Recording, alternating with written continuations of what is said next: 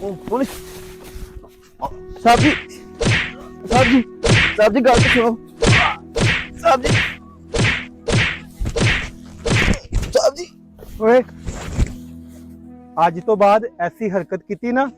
ਤੇ ਸਿੱਧਾ ਥਾਣੇ ਲੈ ਕੇ ਜਾਵਾਂਗਾ नहीं करता ਤੇ साहब जी 50000 ਰੁਪਏ ਜੁਰਮਾਨਾ ਵੀ ਕਰਾਂਗਾ नहीं ਸਮਝ करता ਆਈ ਨਾ जी साहब जी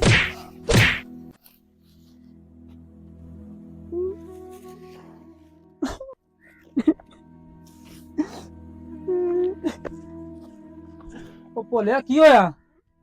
यार 15 ਤੇ ਕਾਲ ਕਰ ਬੈਠਾ ਸੀ ਤੇ ਫੇਰ ਮੈਂ ਹੀ ਕਿਹਾ ਸੀ ਮੈਨੂੰ ਲੱਭ ਲਵੋ ਤੇ ਫੇਰ ਉਹਨਾਂ ਨੇ ਮੈਨੂੰ ਲੱਭ ਲਿਆ